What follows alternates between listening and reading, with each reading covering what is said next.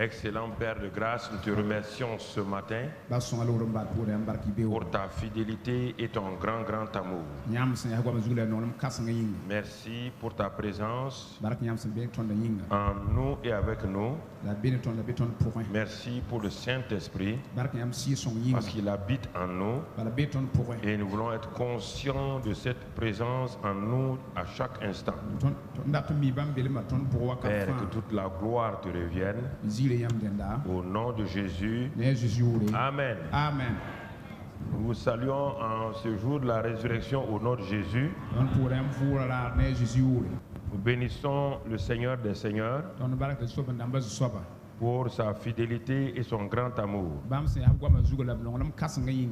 Et dans cette période de Pâques,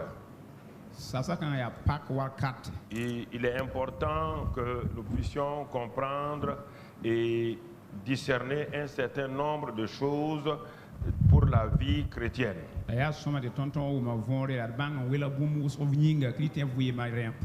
Pour comprendre cela, vous savez, il y a les faits divins qui sont très importants. La vie chrétienne est basée sur ce que Dieu a fait. Et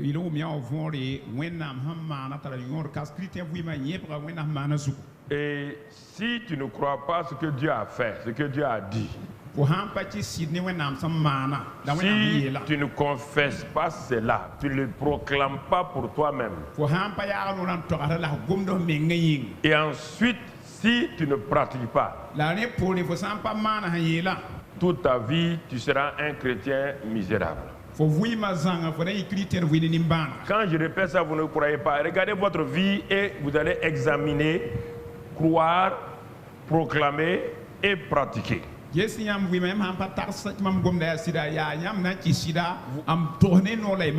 ne pouvez pas vous arrêter à un de ces niveaux, laisser les autres et puis penser que vous allez vivre une vie chrétienne fructueuse et victorieuse.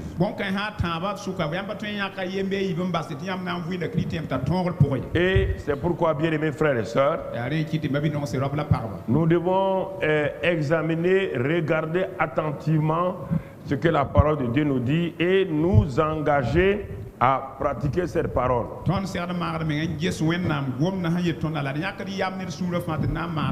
Regardons d'abord dans le sens naturel ce que Dieu a fait avec Israël en Égypte. Il n'était pas né de nouveau. Non. Il n'y avait pas Dieu en eux.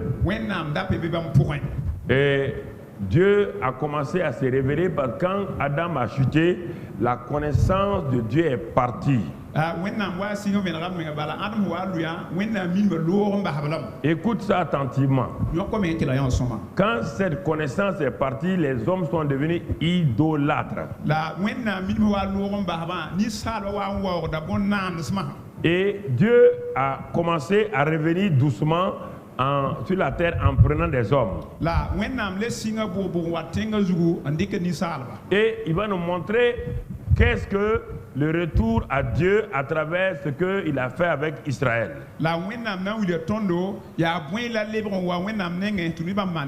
Ce peuple a été appelé de façon souveraine par Dieu.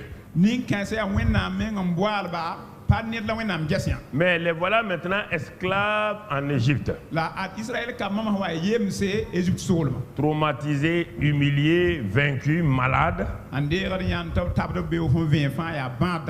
Vivant dans la pauvreté, dans les souffrances que leur faisaient subir les Égyptiens.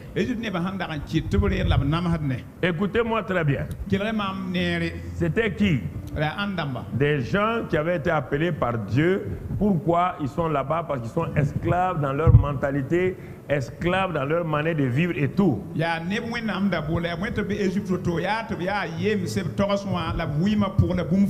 Dieu va leur envoyer un libérateur, un sauveur selon les termes de l'Ancien Testament. Et ce libérateur sauveur là s'appelle Moïse. Il est arrivé avec sa faiblesse humaine, mais Dieu d'abord l'a rencontré. Malgré sa formation, son équipement par la connaissance des choses d'Égypte, il ne pouvait rien faire pour ce peuple-là. Il a fallu que donc il rencontre Dieu donc au buisson ardent. Pendant toutes ces années, il était libérateur.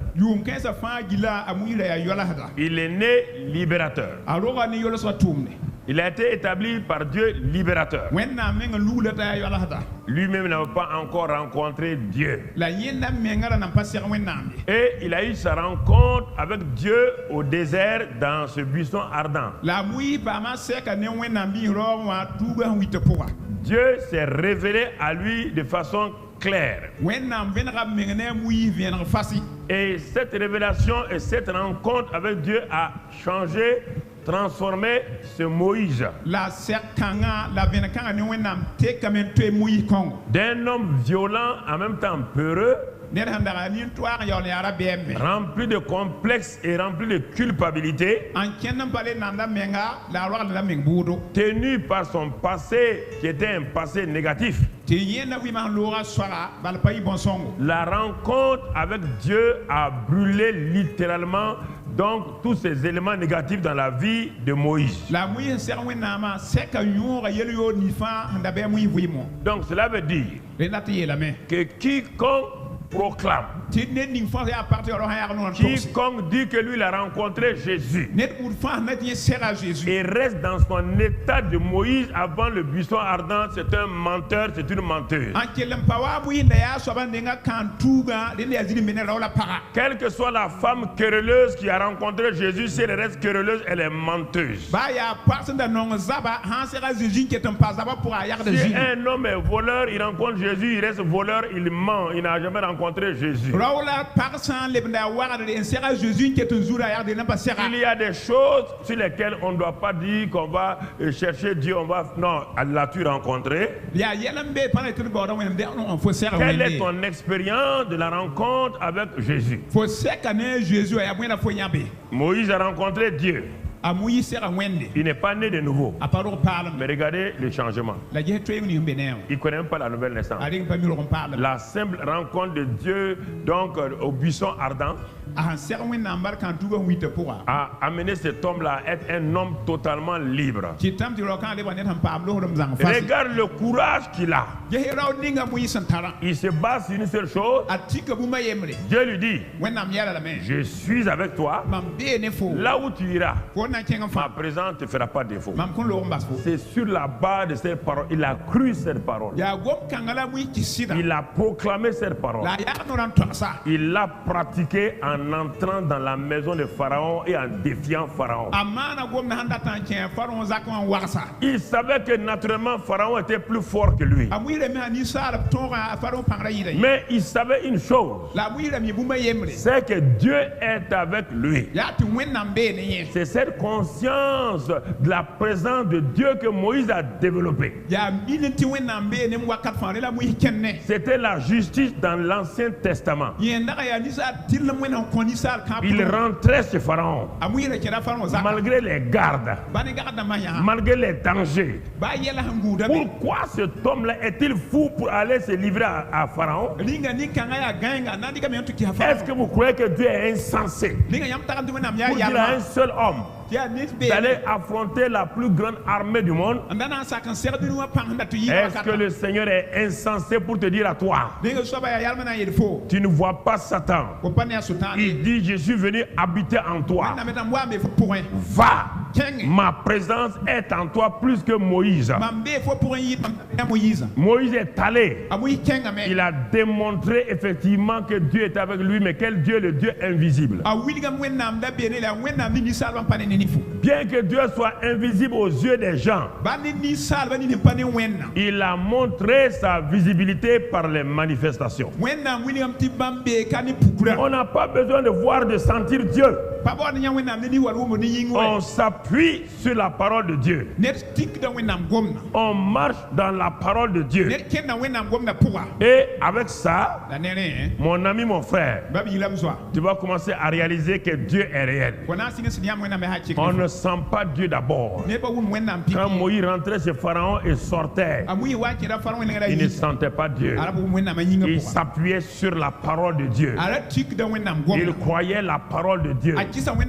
Il confessait ce que Dieu dit de confesser. Et il pratiquait ça. Il croyait, il confessait, il pratiquait.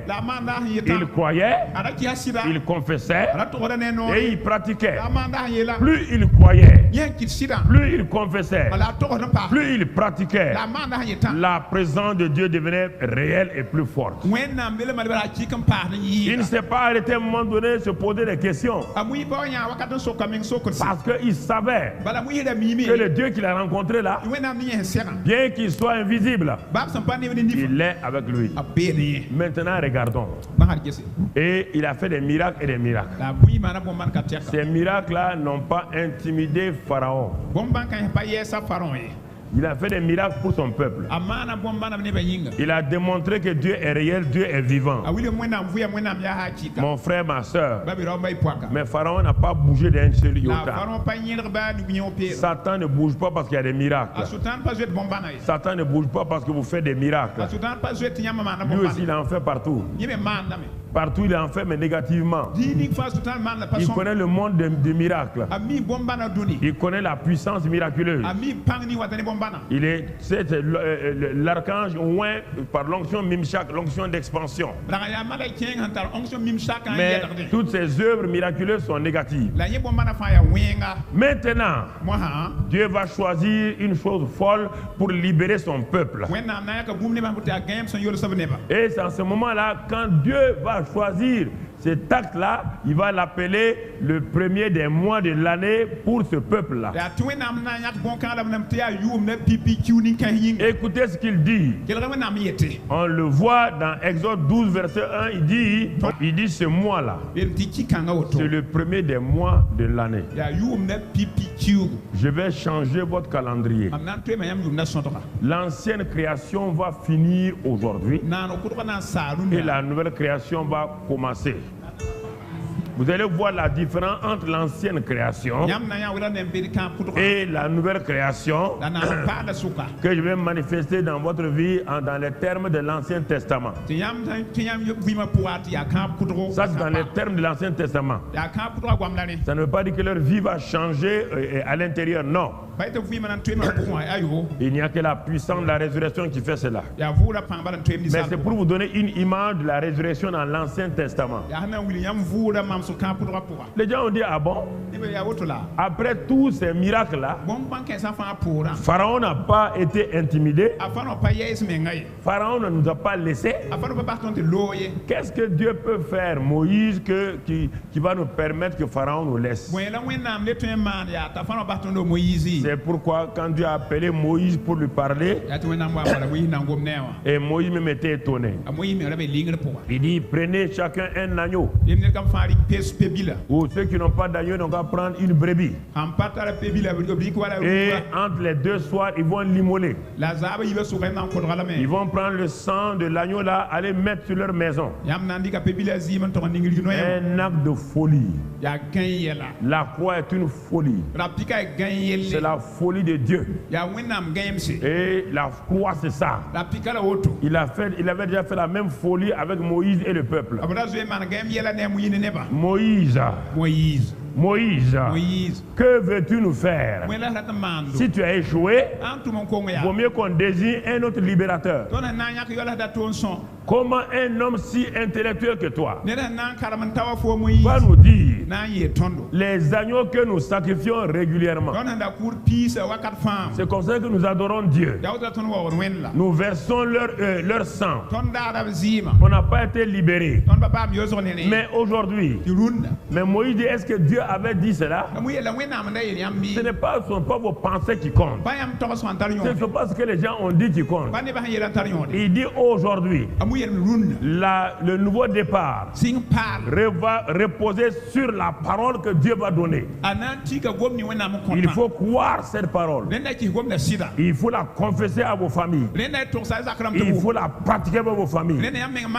Et vous et vos familles seront sauvés. Parce que Dieu est en train de faire quelque chose d'inédit que personne n'a jamais vu. Mais à condition, si vous ne croyez pas, vos familles vont périr, vos premiers-nés vont périr. Le peuple a accepté cela. Et Dieu a appelé ça la Pâque. Écoutons maintenant la Pâque juive avant d'arriver à la Pâque chrétienne. Les Juifs vont se lever et nous condamner parce qu'eux, ils n'avaient que des agneaux, ils n'avaient que Moïse, un homme faillible, ils n'avaient pas le sang de Jésus. Eux, ils ont vaincu Pharaon, ils sont sortis. Ils vont nous dire à nous, vous avez tout et vous avez échoué, donc ce n'est pas possible que Dieu vous laisse. Écoutez-moi sérieusement.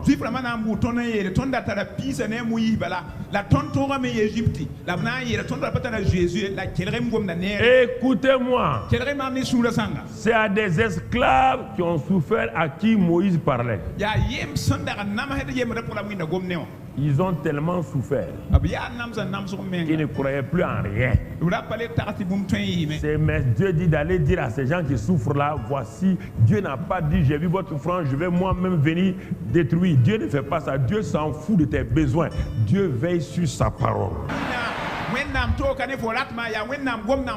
Je vous dis, vous ne voulez pas croire. Vous pouvez mourir devant Dieu, il ne va même pas vous regarder. C'est pourquoi les gens meurent par des violences. Dieu dit, un homme qui s'appuie sur la parole, qui la confesse, tout le ciel est derrière cet homme ou cette femme. Tant que ça ne fera pas un déclic en vous, vous ne comprenez pas ce que je vous dis. Vous allez croire que c'est une doctrine. Vous entendez? Esclave. Toi, tu es le Dieu Tout-Puissant. Dieu pouvait en un clin d'œil envoyer un seul ange. Il va détruire tout l'Égypte. Est-ce qu'il l'a fait? Il ne le fera pas pour toi aussi. Il ne le fera jamais. La parole. Si tu crois la parole, l'ange peut venir. Si tu ne crois pas la parole, aucun ange ne viendra.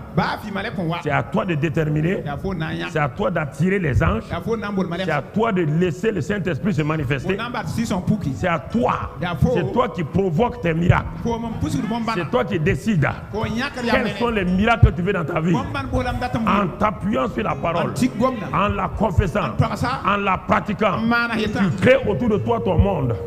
Tu changes ton monde. Tu deviens un superman. Tu deviens un superwoman. Tu crées l'atmosphère dans laquelle tu veux vivre. Une atmosphère de paix. Une atmosphère d'amour. Par ta parole, ce que tu crois, tu crées autour de toi l'amour et personne ne peut t'atteindre. Tu crées autour de toi la protection. Personne ne peut t'atteindre. Quand tu confesses le nom de Jésus. Le nom de l'Éternel est une tour forte. Celui qui se réfugie là-dedans ne peut pas être atteint. Le nom de Jésus est une tour forte. Quand tu confesses Jésus, Jésus, Jésus, quand tu confesses, si tu crois, tu pratiques une protection autour de toi. Alléluia. Gloire à Dieu. La parole. La parole. Pas autre chose, mon frère, ma soeur. Laisse tomber autre chose. Nous restons sur ça. Moïse a confessé. Ils ont pratiqué. Le peuple a confessé. Chaque père de famille est parti dire à sa femme, à ses enfants, ce qu'il a cru. Il confesse ça. Et ils vont le pratiquer. Quand ils l'ont fait, même leurs chiens qui n'ont pas confessé, est-ce qu'ils sont morts? Ta confession protège toute ta famille. Ce que tu crois là, tu mets tout le monde dans ça, là, dans le cercle, c'est ça la Pâque. C'est ça la Pâque. Est-ce que parmi les Israélites là, il n'y avait pas des enfants voyous? Il n'y avait pas de voleurs? Oui ou non? Est-ce qu'il y avait un bon type même parmi eux, en dehors de Moïse? Mais quand ils ont fait ce que Dieu a dit là, c'est toi qui es battu les protéger. Quand l'armée de Pharaon mourait là, il n'était pas en train de murmurer. Est-ce qu'il ne murmurait pas? Est-ce que ça les a empêchés? Parce que dès le moment où ils ont mis le sang, ils ont mangé deux choses. Ils ont appliqué le sang, ils ont mangé le corps de l'agneau. Leur santé était parfaite. Quand on vous parle de la Sainte Seine là, vous jouez avec ça. Eux, à leur Pâques là, ils ont mangé simplement la chair de l'agneau et de l'herbe amère et du pain. Ils ne pouvaient pas boire le sang parce que c'est interdit de boire le sang d'un animal. C'est pourquoi ils l'ont appliqué. Donc c'est leur Sainte Seine comme ça. Ils ont appliqué le sang, ils ont mangé la chair, le pain, avec des herbes amères, ce qu'ils ont mangé là, 40 ans, aucune maladie, aucune faiblesse. Quand tu manges le corps et le sang, tu ne sais pas ce que ça provoque. Le problème, quand le temps de la Sainte Seine vient, vous ne savez pas que c'est le temps de l'adoration réelle. Dieu place devant vous le corps de la victoire, le corps de la bonne santé, le sang de la victoire, et vous prenez ça, vous mangez rapidement. Vous êtes pressés, frères et sœurs. Au moment où ils ont appliqué le sang, Dieu dit mettez-vous sur vos pieds. Que chacun mange la chair. Mangez la chair avec des herbes amères. Mangez le pain. Allez, je te pose la question. Il y a quelqu'un qui a eu des maux de tête? Est-ce qu'il y a un vieillard qui est mort les 40 ans? Est-ce qu'il y a un vieillard qui est mort les 40 ans? Ceux qui sont morts là, c'est quand? La seule fois où il y a eu des morts, ils ont arrêté quelques morts, c'est quand? Quand ils ont commencé à faire quoi? À murmurer contre qui? La parole de Dieu. Les serpents les ont fait quoi? Mordus.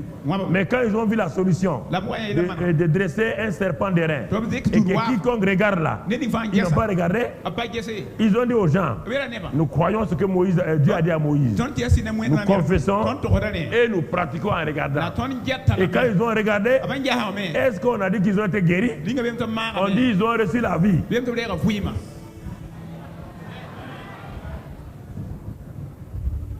Ils ont reçu quoi? La vie. Je vous pose la question. Quand ils ont été transférés du royaume de Satan, de la puissance des ténèbres, c'est ça Colossiens 1,13 l'a appliqué dans l'Ancien Testament. Quand ils ont été transférés de l'Égypte, la puissance des ténèbres, et ils sont en train d'aller vers où? La terre promise. Tu as déjà vu Pharaon derrière eux encore?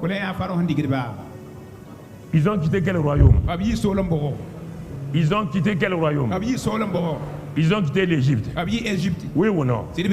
Tu as déjà vu derrière eux un Égyptien? Tu as vu un Égyptien les maltraiter? Est-ce que tu les as vus en train de dire Pharaon est fort? Quand ils ont vu l'armée de Pharaon, ils ont murmuré jusqu'à la mer Rouge. Quand ils ont vu de leurs propres yeux l'armée de Pharaon complètement engloutie, mon frère, ma soeur, ils ont commencé à réaliser que leur Dieu était réel.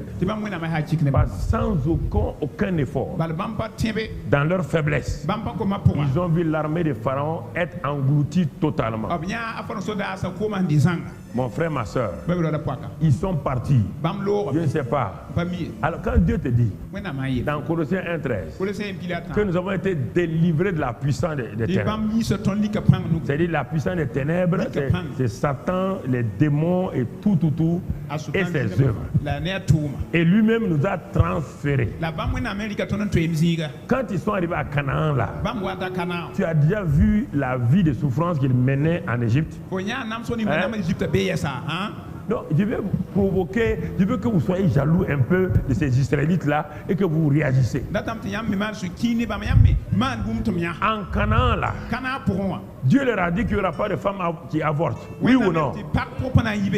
Aucun jeune ne va mourir, tous vont être rassasiés de leur jour. Oui ou non?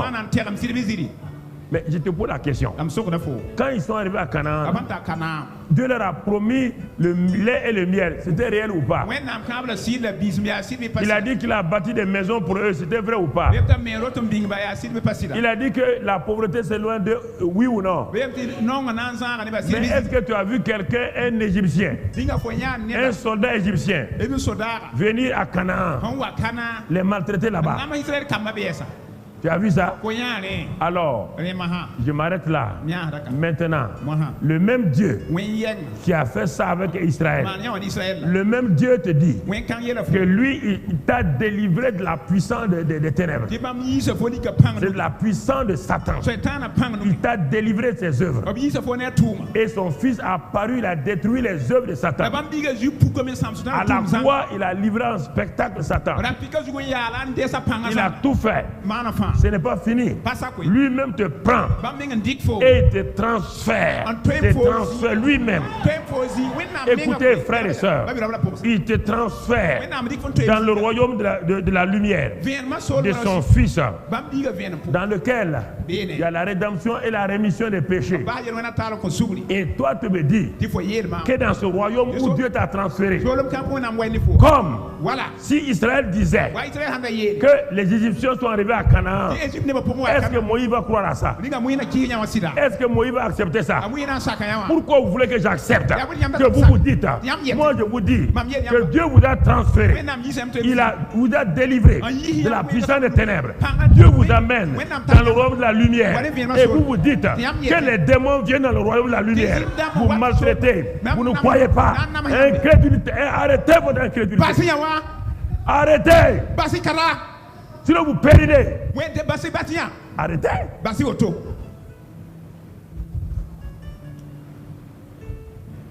Pharaon a pu rentrer à Canaan. Un soldat de Pharaon peut rentrer à Canaan. Comment?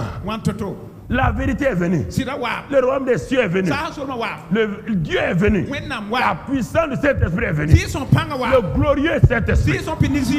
Le Saint-Esprit de la puissance. De la résurrection est en toi. Et un démon, un vulgaire démon vient te violer. Il y a quelque chose qui ne va pas. Quelque chose ne va pas dans votre tête. Croyez à des mensonges. Croyez à des vulgarités. Comment ça? Comment ça? Moïse est plus fort que Jésus. Et ils ont eu leur Moïse. Nous avons qui? Entre Jésus et Moïse, est-ce qu'il y a combat? Moïse a protégé son peuple. Lui là, comment? À cause du sang d'un agneau pascal. L'agneau pascal.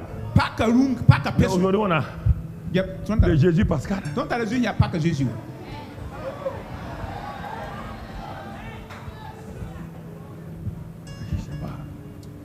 Je ne sais pas ce que je dois vous dire.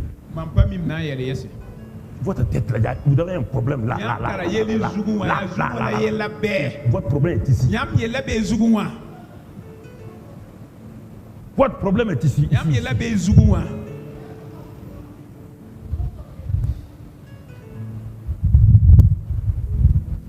Regardez, frère. Regardez. Je ne sais pas qu'est-ce qu'on doit dire. Regardez ce qu'il dit. Lisons simplement. Je vais te lire quelques passages là pour que tu comprennes. Lis dans 1 Corinthiens 15. 1 Corinthiens 15 verset 1. On a déjà lu ça, je te lis ça jusqu'à ce que ça fasse une percée dans ton cœur. Il dit, et je vous rappelle frère, l'évangile que je vous ai annoncé, que vous avez reçu, dans lequel vous avez persévéré. Il ne s'agit pas d'écouter l'évangile. Il faut croire. Ensuite faire quoi? Persévérer. La suite. Et par lequel vous êtes sauvés à la condition que vous retenez l'évangile là tel que je vous l'ai annoncé. Autrement, vous aurez cru en vain. Si vous avez cru en vain, ça veut dire qu'il n'y a rien. Vous aurez cru en vain. Quel est l'évangile, le contenu de l'évangile? Quel est cet évangile qu'il leur a prêché? Le verset suivant te montre ça clairement. Il ne faut pas aller chercher ailleurs. Il dit, je vous ai enseigné avant tout. Voilà l'évangile là. Comme je l'avais aussi reçu. Moi aussi, Paul, je l'ai reçu comme ça. Moi aussi, Mamadou Karambili, je l'ai reçu comme ça. Il a reçu quoi? Ce que Paul a reçu là, c'est ce que j'ai reçu. Quand Jésus mourait, Paul n'était pas là-bas. Quand Jésus mourait, je n'étais pas là-bas. Je suis de la catégorie de Paul. Il n'était pas là-bas, je n'étais pas là-bas. Il dit, comme je l'ai reçu, que Christ est mort pour nos péchés, selon les... Tu as les Écritures, oui ou non? Christ est mort pour tes péchés selon les... Est-ce qu'il a dit selon l'archange Michel? Est-ce qu'il a dit selon l'ange Gabriel? Alors pourquoi vous voulez attendre des révélations? Pourquoi vous voulez attendre d'autres révélations? Vous avez des Écritures, oui ou non? Paul s'est appuyé sur quoi? Il n'a pas vu la croix. Il n'a pas vu l'ensevelissement. Il n'a pas vu la résurrection. Paul s'est appuyé sur quoi? Sur les... Tu as les... Nous avons les... Alors pourquoi vous ne croyez pas les Écritures? Et crucifié selon les Écritures. Il a été enseveli et qu'il est ressuscité le 3e jour selon l'archange Michel. Donc la foi de Paul est partie sur quoi? Les Écritures. Paul est parti sur les... Et est-ce qu'il y avait une Bible complète? Quelle écriture? L'Ancien Testament. Le gars, c'est lui-même qui va avoir la révélation. Lui-même, il est la révélation. Il n'y a pas de révélation encore. Il n'y a que l'Ancien Testament. Mais le gars s'est basé sur l'Ancien Testament. Il a eu la révélation. Toi, tu as la révélation travaillée, qui a été mâchée, qui a été préparée. On te donne la nourriture de la révélation. Toi, tu refuses. Voici un ennemi de Jésus-Christ. Voici un violent. Connaît pas, qui n'a pas de révélation, qui n'a pas vu la croix, mais il prend les Écritures, il regarde. C'est pourquoi quand il arrive à Béré, pour convaincre les Béréens, il a utilisé quoi? Il a utilisé quoi? Lui-même, il a été convaincu par quoi? Les Béréens sont convaincus par quoi? Il veut que nous soyons convaincus par quoi? Les Écritures. Tu veux une révélation? Tu veux quoi? Les Écritures sont là. La Bible est là. Elle est dans ta main. Elle n'est pas loin de toi. Et dans ton cœur, dans ta bouche, c'est la parole de foi que tu dois prononcer, tu dois pratiquer, tu dois vivre, et la chose se passe.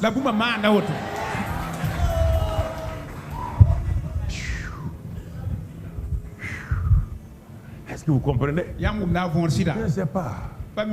Qu'est-ce que je dois vous dire pour vous convaincre? Même si Gabriel vient ici, vous ne serez pas convaincu. Parce que vous voulez les miracles? Les miracles n'ont jamais convaincu quelqu'un. Ce sont ceux qui ont vu les miracles qui ont dit à crucifier Jésus. Ce sont ceux que Jésus a ressuscité là. Quand Jésus mourait à la croix, est-ce que tu as vu Lazare venir défendre Jésus? Il était parmi la croix. La foule. Est-ce que tu as vu Jairus venir avec sa fille dire non, écoutez, cet homme-là, on ne peut pas le crucifier. Il a ressuscité ma fille. Tu as vu ça? Selon les... Sinon, vous avez cru en vain. Ah, parce que je ne prie pas. Les Écritures. Les Écritures. Commence là-bas. Si tu commences là-bas, tu vas voir ce que Dieu va faire. Selon les Écritures. Selon les Écritures. Dis avec moi, selon les Écritures. Ma vie est dirigée selon les Écritures. Je m'appuie sur les Écritures. Je proclame les Écritures. Je pratique les Écritures. Et ma vie rentre dans la plénitude. Amen, amen, amen. Mon frère, ma soeur, écoute-moi. Écoute-moi. C'est ça. Selon les Écritures. Selon les Écritures. Ah oui. Il est ressuscité selon les Écritures. Paul n'était pas là-bas. Il n'a pas vu la résurrection. Mais il s'est appuyé sur les Écritures. Donc, regarde ce que tu as. Toi, tu as ce que Paul a découvert, tu as ça dans ta main. Tu veux t'appuyer sur autre chose. Regarde, le gars s'est appuyé sur Ésaïe 53. Il s'est appuyé sur d'autres passages. Mais il a attendu. Et il a eu la preuve que Jésus est ressuscité. Qu'il est ressuscité, il est vivant. Alors mon frère, ça c'est important. Regardons encore un passage. C'est la résurrection aujourd'hui. C'est la résurrection. Et nous allons voir 1 Corinthiens 15 toujours. Alors nous allons voir trois positions concernant la résurrection. Trois sortes de positions concernant la résurrection. Le premier élément, c'est le verset 17 de 1 Corinthiens 15. Il est dit là-bas, et si Christ n'est pas ressuscité, votre foi est vaine, vous êtes encore dans vos péchés. Et par conséquent, aussi ceux qui sont morts en Christ sont perdus. Première position que tu dois examiner aujourd'hui, toi qui nous regardes à la télévision, internet, dans le monde entier, écoute-moi, tu es content de parler de Pâques, laisse Pâques là tranquille, c'est pas une fête.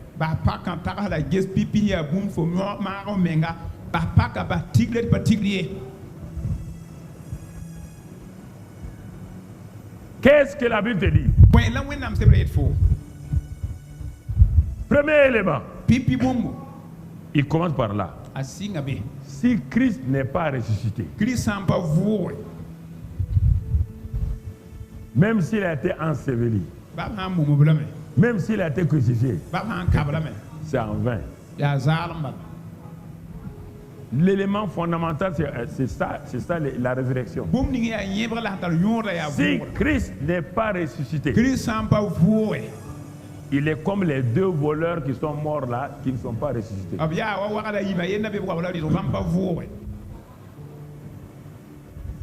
Il ne peut pas avoir de foi sans la résurrection de Christ. Vous ne pouvez pas dire que vous avez la foi. Vous avez la foi sur quoi?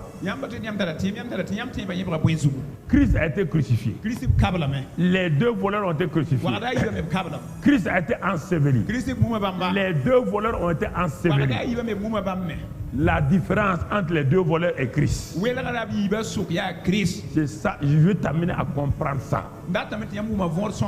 Si Christ n'est pas ressuscité, si la résurrection n'est pas un fait, pour toi, tu es sans espoir. Et ceux qui sont morts dans ta famille, qui disent qu'ils sont chrétiens là, ils sont en enfer, ils sont perdus.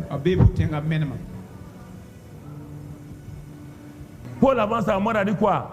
La couronne mais quoi? La couronne mais je ne veux pas seulement ressusciter, hein. Déjà j'ai décidé ma couronne. La couronne mais je suis un enfant de Dieu. Je suis une nouvelle création. C'est ça. C'est sur ça que je m'appuie. Évangélique n'a jamais sauvé quelqu'un. Protestant n'a jamais sauvé quelqu'un. Non, mon ami. Arrête ces choses-là. Arrête ces choses-là.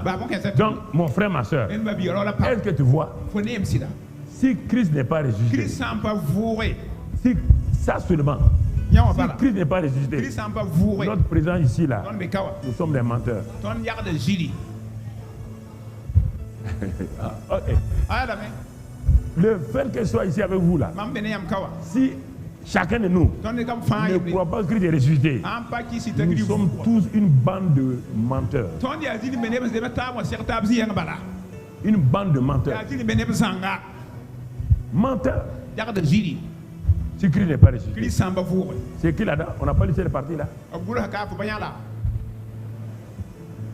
Si Christ n'est pas ressuscité, nous nous disons que Dieu a ressuscité Christ. Nous faisons Dieu quoi? Menteur. Et nous-mêmes sommes quoi? Est-ce qu'un menteur peut aller au ciel? Voici le premier élément. Ça, c'est le premier élément. Si tu n'as pas accepté ça, tu n'as qu'à prier, mourir sur tes genoux. Tu meurs, en même temps, tes genoux creusent le tombeau, tu vas en enfer. Vous jouez avec ça là. Tu vois, non?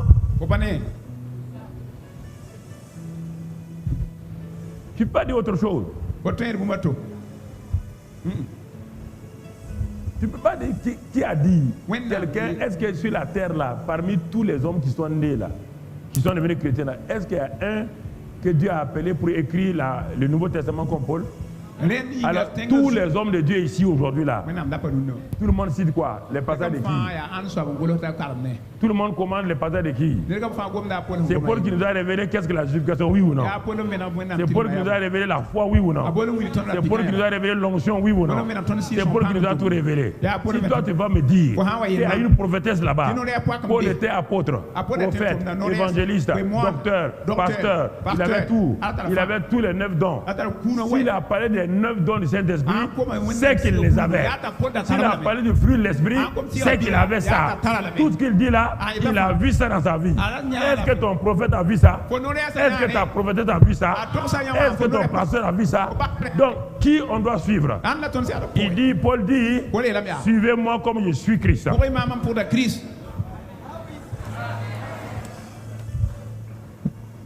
Suivez-moi.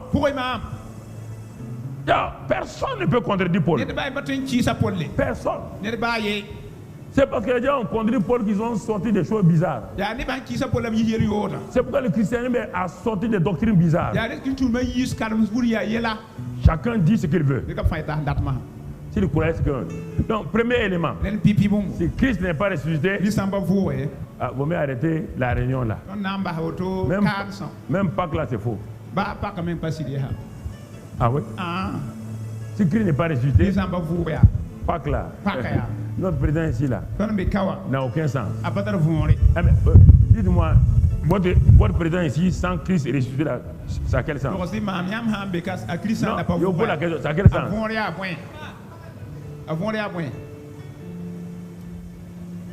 Ça n'a aucun sens. Parce qu'il y a un absolu. Dans la Bible, il y a des absolus. Les absolus, on ne peut rien faire. On peut rien faire. Si tu veux taper ta tête va éclater. Ce sont des faits absolus.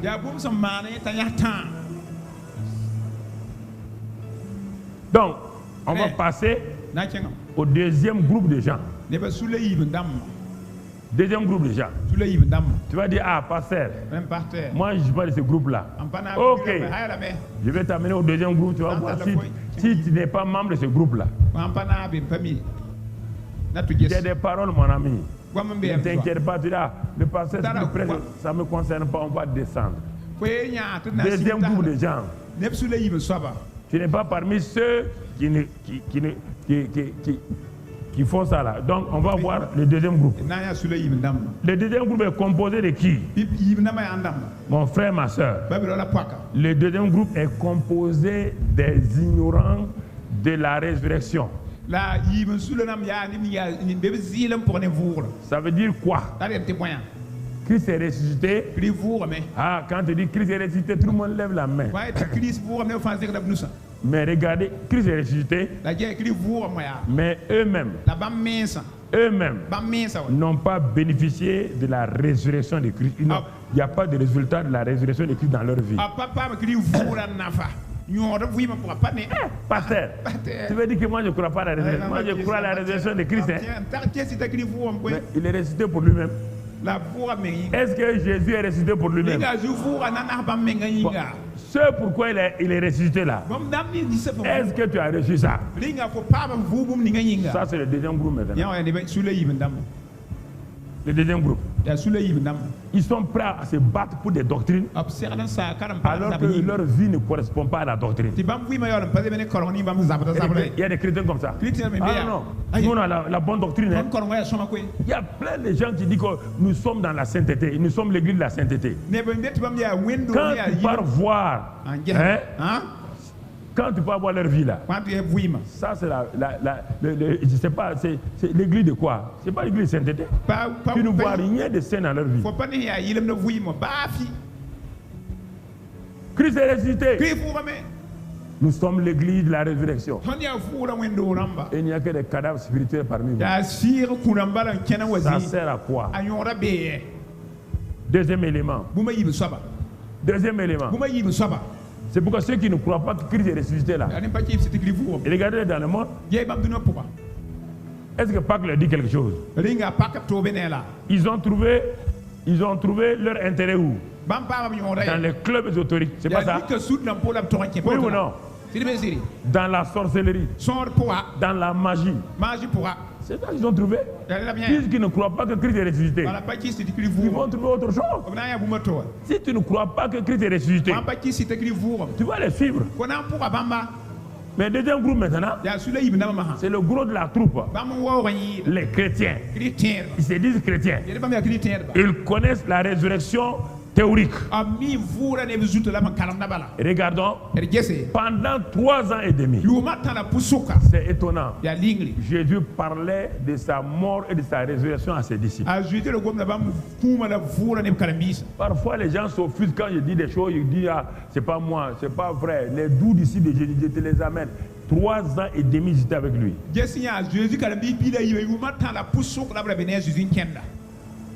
Tu connais pas ta mentalité là, tu ne sais pas qu'elle est dangereuse pour toi, c'est pourquoi tu veux me contredire. 12 personnes qu'il a choisies lui-même pour être avec lui. Il mangeait avec lui. Depuis que Jésus les a appelés, aucun d'entre eux n'a manqué son rendez-vous avec Jésus. Il ne partait pas dormir à la maison et revenir.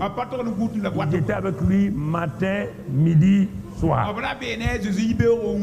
Et Jésus passe son temps à dire le Fils de l'homme va être crucifié, va mourir et il va ressusciter le 3e jour. Oui, c'est on entendait. Vraiment, ça c'est une bonne doctrine. Hein?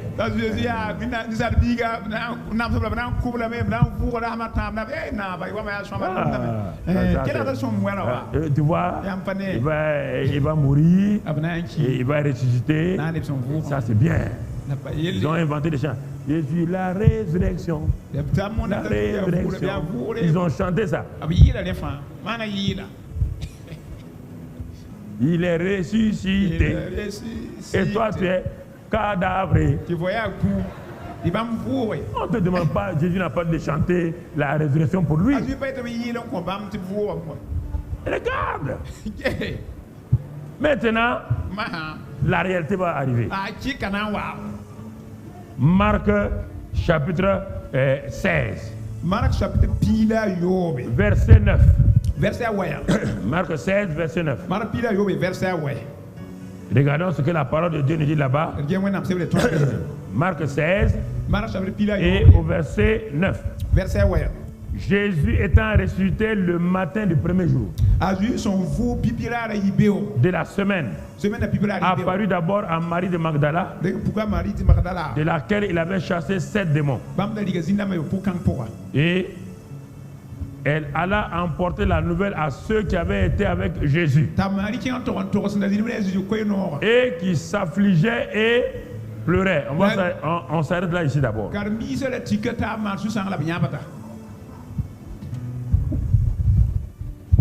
Quels sont ceux qui s'affligeaient et pleuraient? C'est ceux qui ont dit et nous avons cru et nous avons connu que tu es le Christ, le Fils du Dieu vivant. C'est qui? Leur chef a dit c'est le Christ, le Fils du Dieu vivant. Jésus a dit à leur chef, ce n'est pas la chair et le sang qui t'ont révélé cela. Les gars, ils bombent la tête. Ils marchent. Qui est en train de s'affliger et pleurer? Qui? Les enfants? La mère de Jésus? Qui?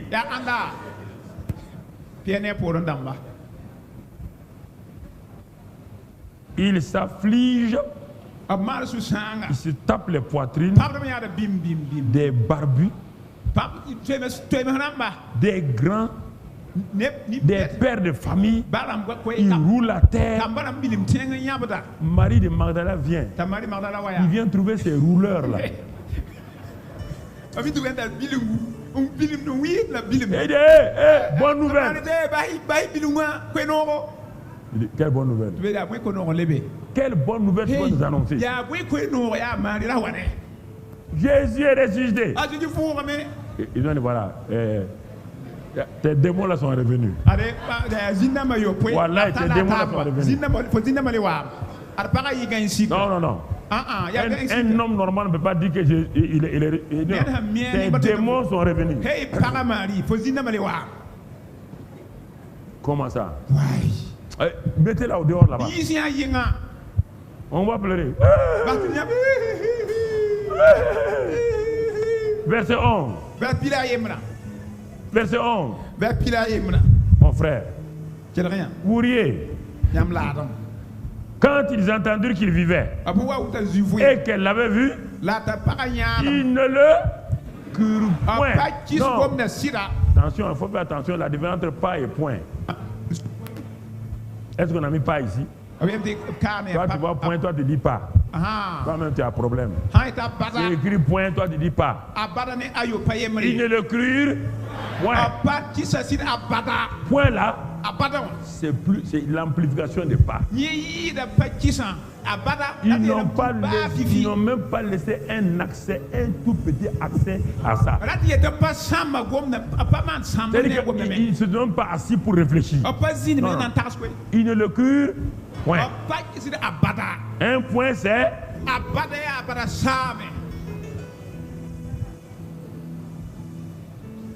regardez. Il ne le crut point. Qui? Les 12 moins 1. Puis l'autre était déjà en enfer. L'inaugurateur de l'enfer, c'est lui. Il s'appelle Judas Iscariote. Il a inauguré l'enfer. Tu entends? Il ne le crut point. Autre passage, Luc 24. Luc 24. Regardons qui. Ils croient que Jésus devait ressusciter. Ils ont entendu le message. Ils l'ont répété entre eux. Mais quand la réalité est venue, ils ont refusé. Luc 24, verset 13. Regarde là-bas, Luc 24, verset 13. Et voici ce même jour. Quel jour? Le jour où Marie de Magdala a parlé là. Le jour de la résurrection là. Deux disciples allaient à un village nommé Emmaüs, éloigné de Jérusalem de 60 stades. Et ils s'entretenaient de tout ce qui s'était passé. Tout ce qui s'était passé, ils s'entretenaient. Sauf de quoi? Selon vous, ils s'entretenaient de tout, sauf de quoi? Sauf de là. Non, non, non. Ce n'est pas, non. On ne peut pas s'entretenir. Non, on peut pas s'entretenir là. Les gens aiment la mort de Jésus là. La passion de Christ. Les disciples s'entretenaient de tout ce qui s'était passé. Mais la résurrection s'était passée, oui ou non? On dit tout ce qui s'était passé. Ils ont parlé de tout sauf de la résurrection qui venait de se passer. Ils étaient le jour où la résurrection s'est passée et ils parlent de tout sauf de l'actualité.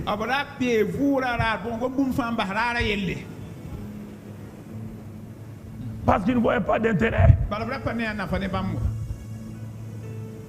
Ils ne comprenaient pas. Regardez, des disciples, on n'a pas de païens. On parle de nous, des chrétiens. Et Jésus a compassion.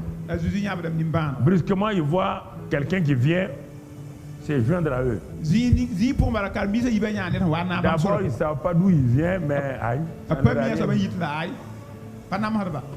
Vous êtes sur un chemin. Il n'y a personne. Quelqu'un apparaît, il vient se joindre à vous. Ils sont tristes. Et la suite, qu'est-ce qu'elle dit? Pendant qu'ils parlaient et discutaient, Jésus s'approcha à faire route avec eux. Et quand il fait route avec eux, mais leurs yeux étaient empêchés de le... Si tu ne crois pas la parole, la vision que tu veux là, tu ne la verras jamais. Jésus avait parlé. Si tu ne crois pas la parole, si tu ne converses pas la parole, si tu ne pratiques pas la parole, il va être là. Il est en toi. Oui ou non? Qui habite en toi? Mais pourquoi tu cherches les hommes? Parce que tes yeux ne sont pas ouverts à cause de ton incrédulité. C'est pourquoi vous êtes découragé. C'est pourquoi vous êtes triste. Parce que vous ne voyez pas la réalité de Christ en vous et avec vous. Jésus est avec eux. Il regarde la suite des versets. Il leur dit: de quoi vous entretenez-vous en marchant pour que vous soyez tout triste?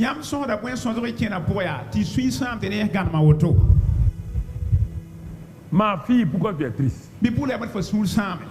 Fille de Dieu, pourquoi tu es triste? Homme de Dieu, pourquoi tu es triste? Tu es triste pourquoi? Réfléchis. Voici des gens. Jésus leur dit: je ne comprends pas. Quel est le sujet qui vous amène à être aussi triste? Mais il n'a pas dit en ce jour de la résurrection. Qu'est-ce qui vous amène à être triste? On dirait qu'il les a provoqués. Ils vont déverser toutes leurs choses sur lui maintenant. L'un d'eux, nommé Cléopas, lui répondit: es-tu le seul? Tu viens nous trouver dans notre tristesse, dans notre deuil. Au lieu de nous consoler, tu veux parler. Es-tu le seul? Tu es un ignorant, toi. Toi, tu séjournes à Jérusalem. Et tu ne sais pas ce qui est arrivé ce jour-là. Des ignorants qui parlent à quelqu'un. Ça, c'est la religion. Vous voulez défendre vos doctrines. Ça ne sert à rien. Quand vous allez partir dans vos quartiers, quelqu'un qui n'est pas chrétien va dire: ah bon, Jésus est ressuscité, vous allez commencer à défendre. Vous faites comme les disciples de Baï. Si vous savez qu'il est ressuscité, vivez la vie de résurrection. Vous voulez discuter avec les gens. Le ressuscité est là, au milieu d'eux. Il est au milieu d'eux. La Bible dit que là où deux ou trois se rassemblent, il est au milieu de nous. D'abord, chacun d'entre vous vient avec Christ en lui. C'est normal quand on se réunit, il est là. Puis chacun amène Christ. Donc dans notre réunion, il est là avec nous. Mais quand on vous dit ça, vous n'êtes pas conscient de ça. Est-ce que le pasteur principal va prêcher aujourd'hui? Est-ce qu'il n'a pas voyagé? Qui va prêcher? C'est de ça. Comment tu peux être heureux? Comment tu peux être heureux? Si c'est moi là, ce n'est pas la peine. En attendant qu'il prêche. Ma prédication, si elle ne te change pas, il n'y a rien. Il n'y a rien. Mon ami, mon frère, c'est cela.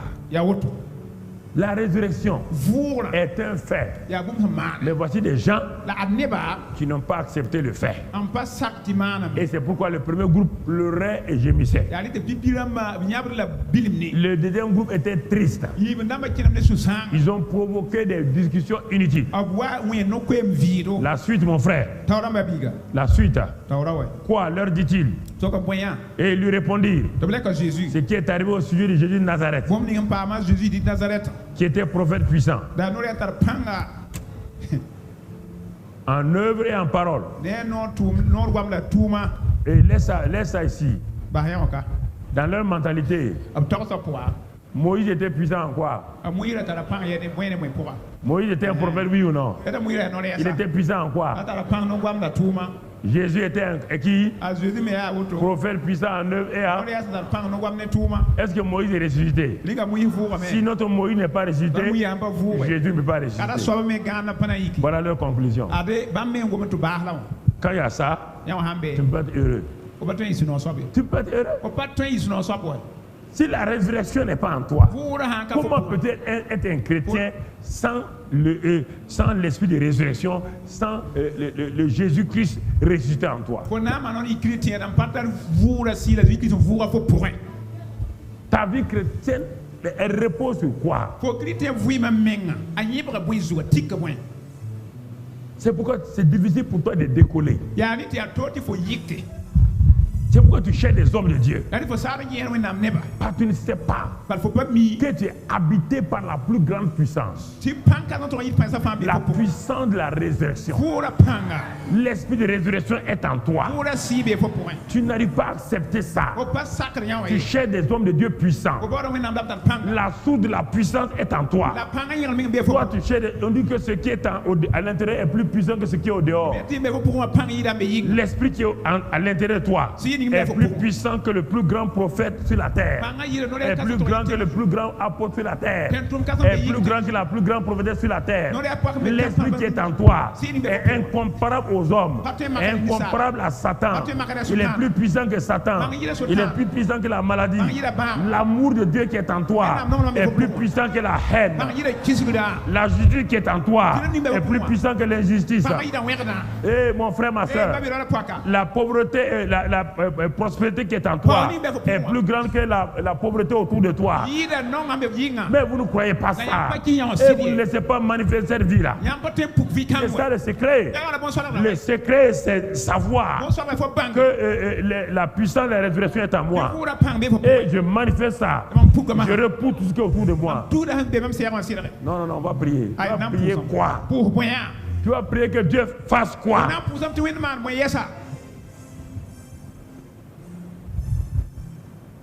Prenez les versets de l'Ancien Testament sans les compléter avec le Nouveau Testament. Oui, tenez-vous là. L'Éternel combattra pour vous. Par ce temps, l'Éternel était où? Est-ce que tu vas dire aujourd'hui l'Éternel combattra pour toi? C'est lui qui est en toi. T'as rendu plus que vainqueur. Toi, tu ne combats pas, toi, tu es plus que vainqueur. Tu proclames ta victoire. Tu dis à Satan d'enlever sa main. Tu résistes à Satan. Tu donnes coup de pied au démon. Tu donnes, et c'est ça. Dans l'Ancien Testament, Dieu était assis là-haut. Donc, on dit l'Éternel combattra pour nous.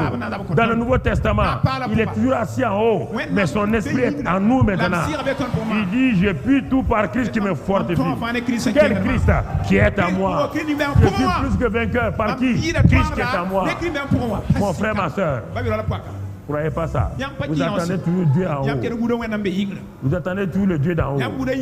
Mentalité de l'Ancien Testament, basée sur les promesses. Mentalité du Nouveau Testament, basée sur les faits.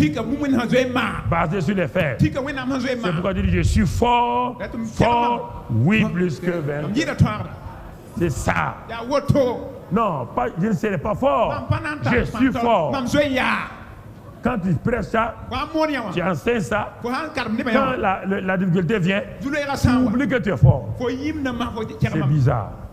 Mentalité non renouvelée. Intelligence non renouvelée. Il dit, mais il lui dit, mais tu es le seul. Tu es le seul. Tu apprends. Il continue. Il continue à discuter. Et comment les principaux sacrificateurs et nos magistrats l'ont livré? Qui t'a dit ça?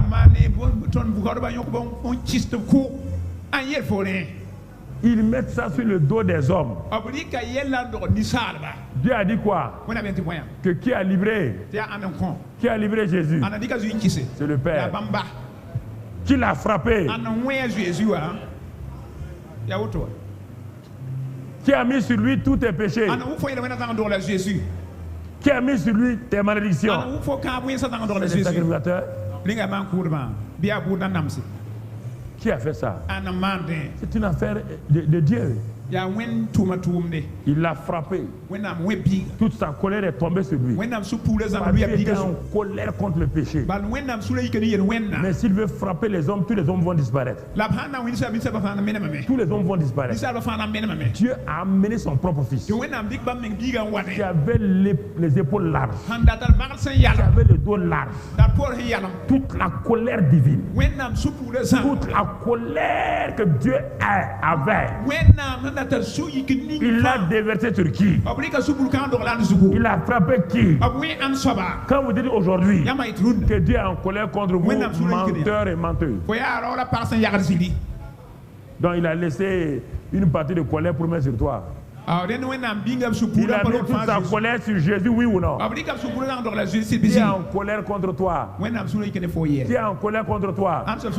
Satan, on dit qu'il est descendu en colère contre les hommes. Et qui est en colère contre toi? Les hommes. Qui est en colère contre toi? Toi-même. Voici les 3 sources de colère. Dieu n'est plus en colère contre quelqu'un. Que Dieu m'a frappé. Si moi-même je te frappe, tu peux rester debout. Viens, si Dieu t'a déjà frappé, viens ici. Viens t'arrêter. Quand il veut te donner mon coup, là, tu vas aller là-bas. Des histoires, Dieu frappe les gens. Vous prenez ça dans votre affaire de sorcellerie et de magie. Dieu a frappé qui? Toute sa colère est tombée sur qui? Dieu l'a brisé. Il est le seul capable de te briser. Parce qu'il n'a pas péché. Si Dieu brise un pécheur, il est mort. C'est fini pour lui, c'est relève. Pourquoi vous êtes tout le temps derrière un Dieu qui est en colère contre vous? C'est vous qui l'avez créé. Si tu as péché, confesse ton péché. Ton cœur est en colère contre toi-même. Tu es fâché contre toi-même parce que tu as fait des bêtises. Voilà. Comment moi j'ai pu faire ça là? Tu es fâché contre toi-même. Dieu n'est pas fâché contre toi. Dieu n'est pas fâché contre toi. C'est toi-même qui es fâché contre toi. Parce que ce que tu as fait, c'est pas bon. Au lieu de t'arrêter, confesser, il est fidèle et juste pour faire quoi? Pour nous priver de toute iniquité. Nous avons un avocat au ciel. Comment Dieu peut laisser mon avocat au ciel? L'agneau, la victime expiatoire, et me frapper. L'agneau est fait quoi là-haut? L'agneau est assis à l'endroit de Dieu. Il montre son sang au Père. Il est la victime expiatoire. Il intercède pour toi. Dieu va laisser l'agneau, le sang de Jésus. Dieu va laisser ton avocat balayer tout ça, descendre, te frapper toi. Donc son évangile est faux. Arrêtez ça là. Quelle est cette histoire là? Dieu t'a frappé. Dieu va te frapper. Tu vas te frapper sur la base de quoi? Tu vas te frapper sur la base de quoi? Ce sont tes péchés qui te frappent. C'est pas Dieu. Les péchés frappent les gens. Tes péchés te frappent. Pas Dieu. Tu as un avocat. Quand même. Même au tribunal des hommes là. Quand ton avocat est au tribunal, est-ce que tu parles encore?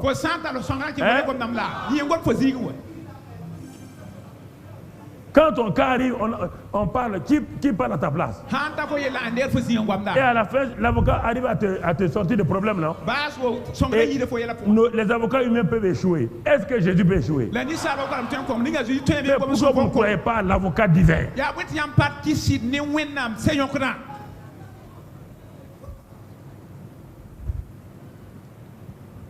La méconnaissance. C'est ça qu'il vivait. Les sacrificateurs, ils l'ont maltraité. Ils l'ont livré.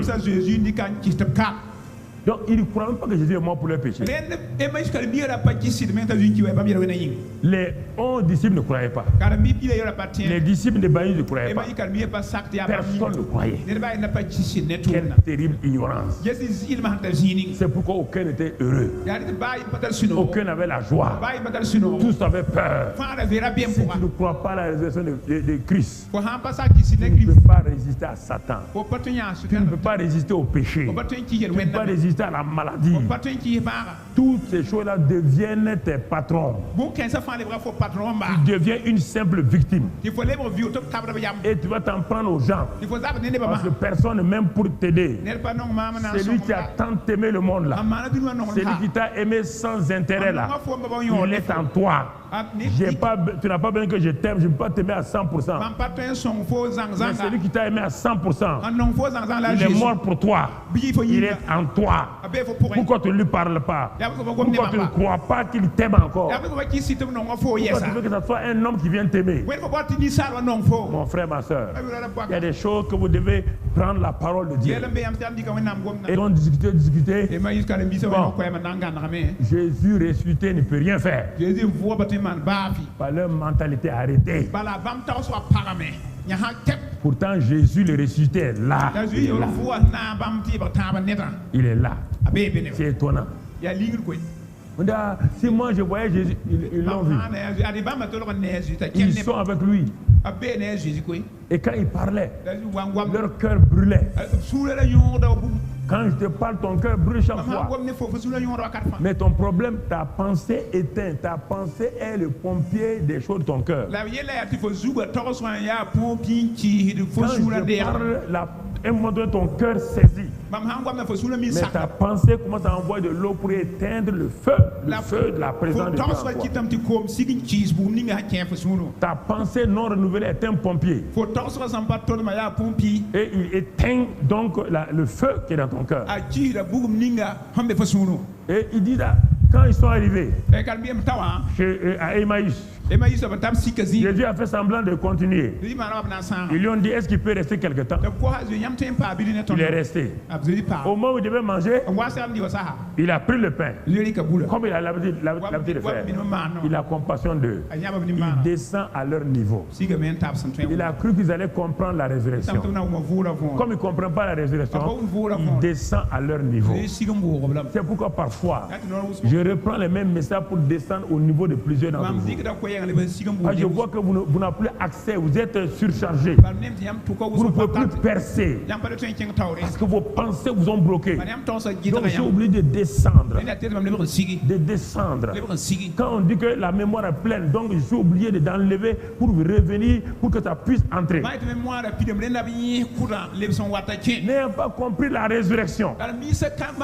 Il a donné les Écritures, ils n'ont pas compris.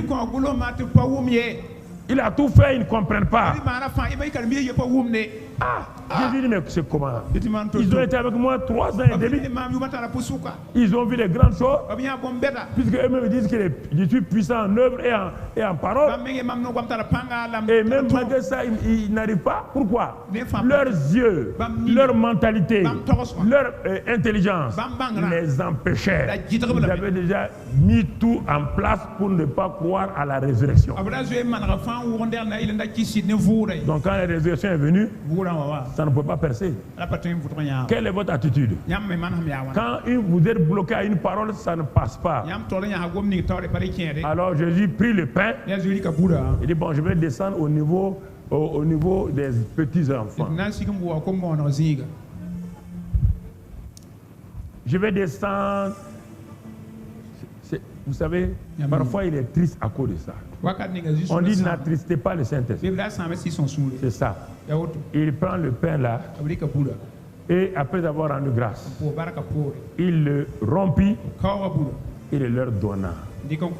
Ça c'était leur niveau. La seule chose qu'ils aiment, les choses pratiques. On donne le pain.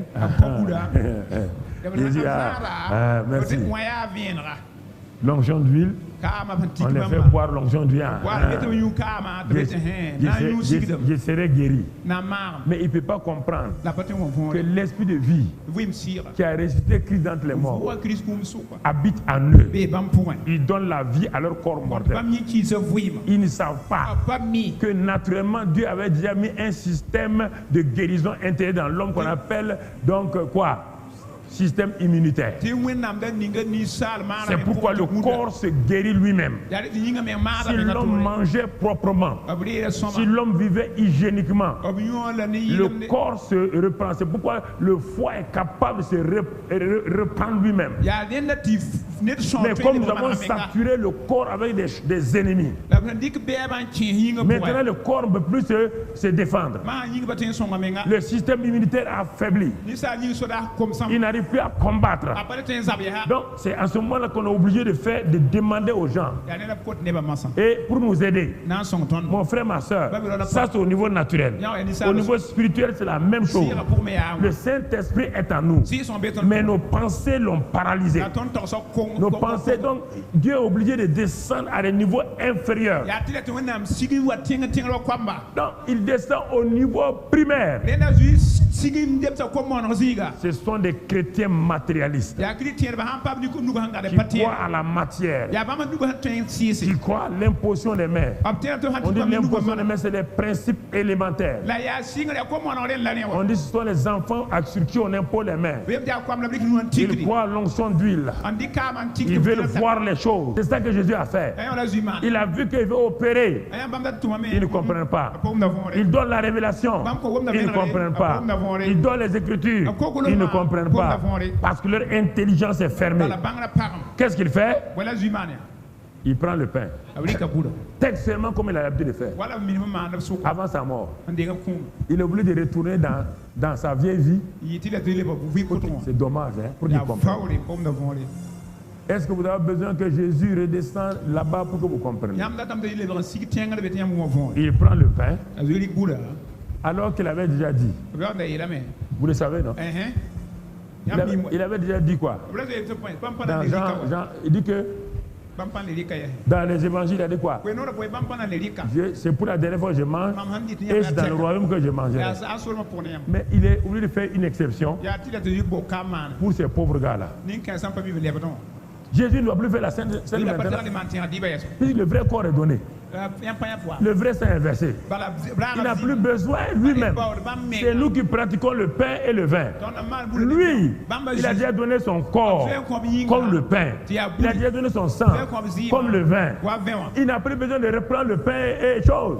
Mais comme ils ne comprennent pas, il est obligé de redescendre. Donc, ils sont retardés. Il prend le pain, il prend la coupe. Quand il a rendu grâce comme il a l'habitude de faire, oh, leurs yeux s'ouvrent et puis ils disparaissent. C'est dommage. Il disparaît. Ça c'est la vivre charnellement. Appuyé dans votre... Mais comme un féticheur.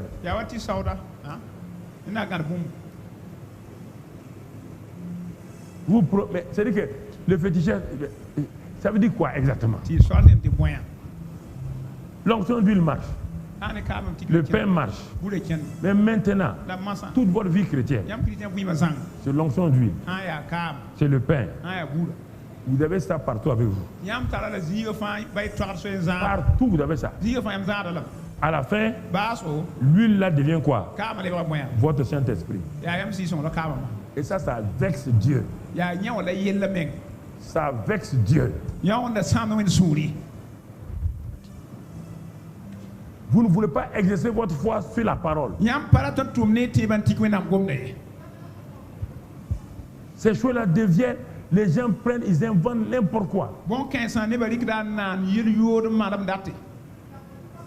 Paul a posé les mouchoirs sur les gens une fois pour montrer, mais il n'a plus pratiqué ça comme quelque chose qui était obligatoire.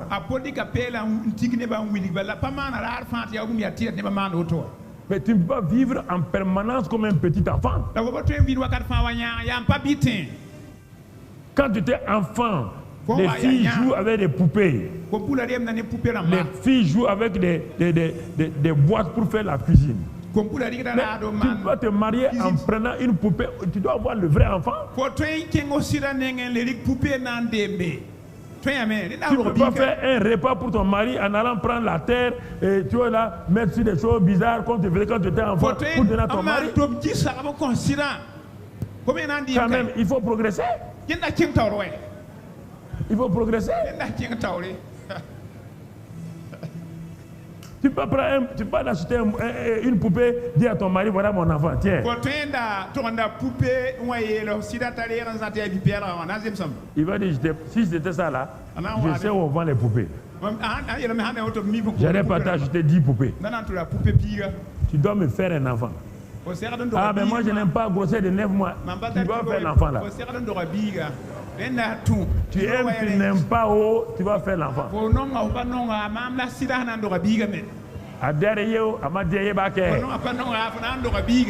Tu vas faire l'enfant là. Comment? Non, non, non. Non. Il faut arrêter. L'enfantier, on dit les principes élémentaires. L'imposition des baptêmes, l'onction, tout ça là. Il dit c'est élémentaire. C'est pourquoi le Seigneur m'a dit, bon, certains ne veulent pas avancer. Reviens à leur niveau, commence à prier pour eux encore, faire l'onction d'huile, peut-être ça va les aider un peu. Leurs yeux vont s'ouvrir, ils vont voir la réalité de Christ. Il y a des gens qui sont nostalgiques de Koulouba, nostalgiques des années 87 ici, ils sont nostalgiques. Le pasteur faisait des veillées de prière. Veillées de prière. Vous devez faire vos veillées de prière maintenant.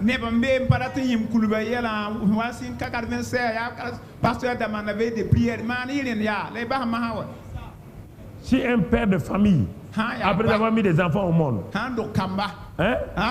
c'est lui qui doit venir s'asseoir à 70 ans, raconter des histoires encore. Donc les enfants ont manqué quelque chose. Ils ont manqué quelque chose. Je faisais ça parce qu'il n'y avait pas de gens. Tout le monde était bébé. J'étais le seul qui comprenait les choses. Tout le monde était bébé. Donc je priais, je veillais, je priais. J'ai amené les gens à faire des veillées. Des chaînes de prière. Je faisais l'onction, je priais pour les gens, c'est 3000 personnes ici, on a enlevé toutes les chaises. Toutes les chaises. J'ai prié 3 ou 4 heures, imposant les merci des gens, pour qu'ils reçoivent l'onction. 3 heures de temps ici, on a enlevé toutes les chaises. Donc vous croyez qu'il doit enlever les chaises encore? C'est vous qui devez faire ça maintenant. Moi, je m'assois, je vous applaudis. Je suis content. Des enfants dignes aussi font la même chose. Ah oui. Mais ah oui. C'est ça, frères et sœurs. C'est ça. Ne soyez pas nostalgiques des choses passées. Ne soyez pas nostalgiques. Ça ne se passera pas. C'est passé, c'est passé. Tu ne peux faire autrement. Tu ne peux faire autrement. Les anciennes choses sont... Toutes choses sont devenues... L'ancienne vieille. La vie nouvelle est... Christ en nous. Alléluia. Le Christ ressuscité. Le Christ ressuscité. Il a ouvert leur intelligence. Le troisième groupe, c'est facile. Ce sont ceux qui ont eu la révélation. Ils savent que Christ vit. Il est ressuscité. Il vit en eux.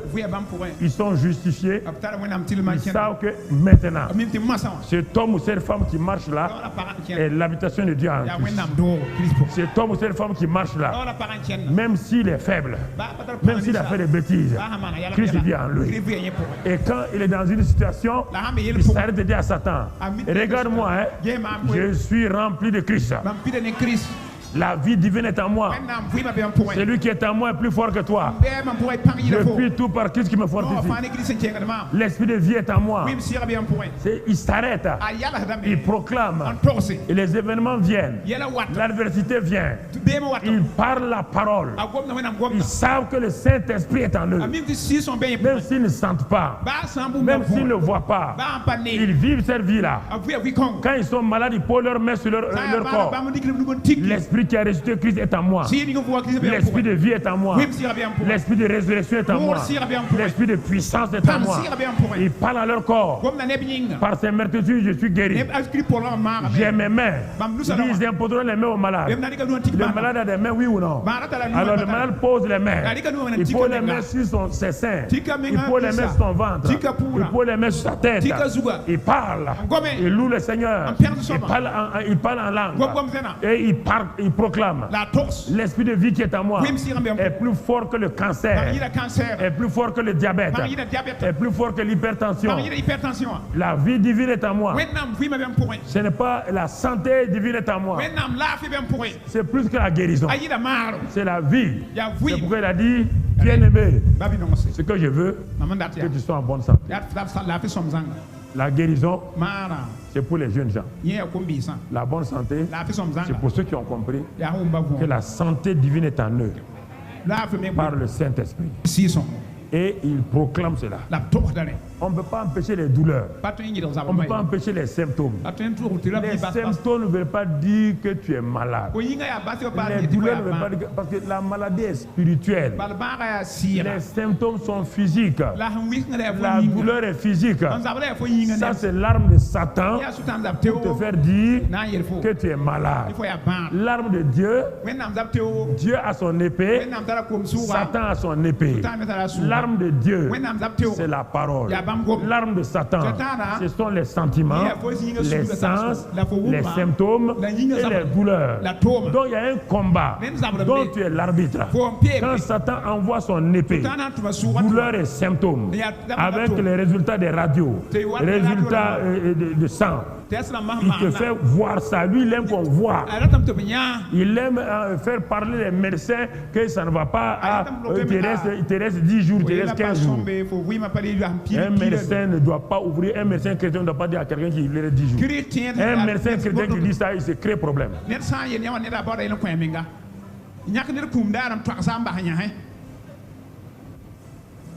Tu crées problème.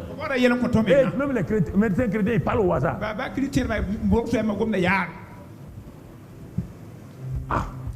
Tais-toi. Tu n'es pas obligé de parler. Dis la situation humainement est difficile.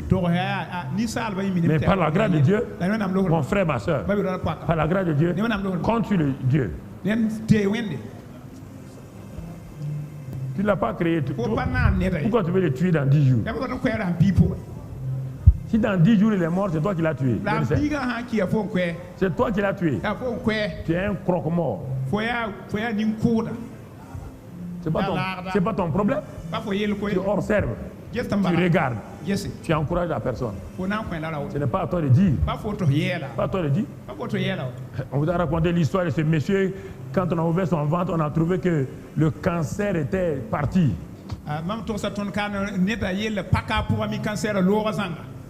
Les médecins ont fermé vite. Ils l'ont emmené dans la salle.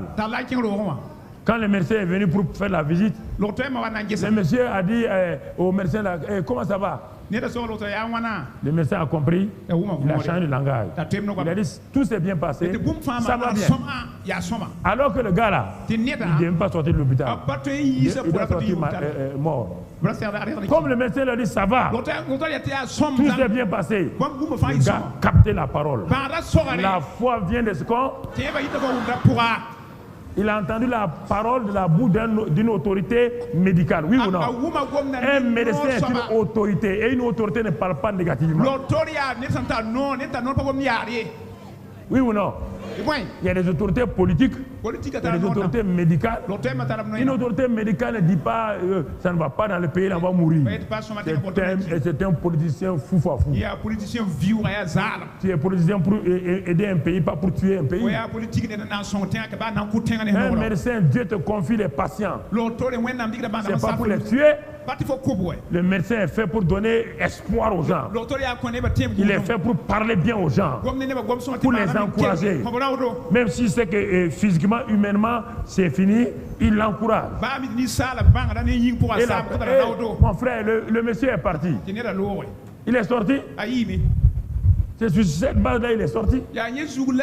Il est parti. Un mois plus tard, le docteur le voit. En bonne santé. Plus de cancer en lui. Cancer final, plus de cancer. On dit, mais qu'est-ce qui s'est passé? Il dit, docteur, tu as dit que tout s'est bien passé, non? C'est-à-dire que tu m'as fait une bonne opération. Alors qu'on n'a même pas opéré. En disant tout s'est bien passé, ça veut dire quoi? On a enlevé le cancer. On a tout. Le médecin, il s'est tué. Il a vu qu'il n'est pas bon de parler. C'est ça. C'est ça, mon frère, ma soeur. La parole de Dieu, c'est ça. Ne parlez pas négatif aux gens. Voyez la puissance de la résurrection. Vivez ça. La puissance de la résurrection est en toi. Écoute-moi. Que tu refuses, tu ne sens pas. La vie éternelle est en toi. La vie éternelle. Mon frère. C'est la bonne santé. C'est la victoire sur le péché. C'est la victoire sur la pauvreté, la misère. La vie éternelle. C'est la nature de Dieu. La nature de Dieu est en toi. Et avec ça, mon frère, la puissance de la résurrection, Jésus, la mort n'a pas pu le retenir. Parce que la puissance de la résurrection, quand on appelle le Saint-Esprit, est rentrée. Et cette puissance de la résurrection est en toi. Donc, lève-toi et commence à remercier le Seigneur. Pose ta main sur ton corps. Remercie le Seigneur. La puissance de la résurrection est en moi. L'esprit de résurrection est en moi. Il m'a ressuscité d'entre les morts. Il m'a ressuscité de la détresse. Je suis rempli du Saint-Esprit. La puissance de la résurrection est en moi. L'esprit de résurrection est en moi. L'esprit qui a donné la vie au corps de Jésus est en moi. Il donne la vie à mon corps mortel. Il vivifie mon corps. Il me donne la santé. Il me donne la sagesse. L'esprit de résurrection, qui est l'esprit de sagesse, est en moi. Je ne suis pas seul. J'ai la victoire. L'esprit de victoire est en moi. L'esprit de triomphe est en moi. Il est ressuscité. Jésus est ressuscité. Et à cause de cela, je suis dans la joie. Je suis dans la résurrection. La puissance de la résurrection est en moi. Tout ce qui est mort dans ma vie, mes affaires, mes études, mon travail, tout revient à la vie. Tout revient à la vie. Ma famille revient à la vie. Mon sein revient à la vie. Mon corps revient à la vie. Mes enfants reviennent à la vie. Mon avenir revient à la vie. Tout ce qui était mort en moi est mort avec Christ. Je suis ressuscité en nouveauté de vie. Maintenant je crois. Je marche. Je suis conscient de la réalité de la résurrection en moi. Je confesse ça. Devant les situations, j'oppose la puissance de la résurrection. Devant les difficultés, j'oppose la puissance de la résurrection. Devant la mort, j'oppose la puissance de la résurrection. Devant la maladie, j'oppose la puissance de la résurrection. Elle est en moi. Elle demeure en moi. Elle vit en moi. Et c'est pourquoi je remercie le Seigneur. Je bénis le Seigneur. Parce qu'il est ressuscité. Je suis ressuscité. Il est ressuscité. Je suis ressuscité. Il est ressuscité. Il est ressuscité. Je suis aussi ressuscité. Merci Seigneur. Je refuse de subir. Je refuse de subir les éléments négatifs de Satan. Merci Père. À partir de maintenant, je parle sur ma vie. Je parle sur les événements de ma vie, aux circonstances. Je leur communique la parole de vie. À mes tempêtes, je vais leur parler. À mes vents contraires, je leur parle. À mes figuiers, je leur parle. Aux démons, je leur parle. À tout ce qui est contraire à ma vie, montagne, je leur parle. À mes Goliaths, je leur parle. Et la puissance qui est à moi, les détruire, les repousse. Je suis un Superman, une Superwoman. La vie divine est à moi. L'échec a pris fin. La faillite a pris fin. Je suis fort en Christ. Ma faiblesse n'est plus un problème, car je demeure en Christ. Ma pauvreté est terminée. L'esprit de prospérité qui est en moi me donne la sagesse pour réussir dans mes affaires. L'esprit d'échec est fini. Je vais réussir dans mes examens. Au CEP, au BEPC, au BEP, au BTS, au baccalauréat, à la licence, tous les examens que je vais passer, les concours, l'échec est fini. C'est un cycle nouveau. Il est ressuscité. Il est ressuscité. Le Seigneur est ressuscité. Il est ressuscité. Amen. Amen.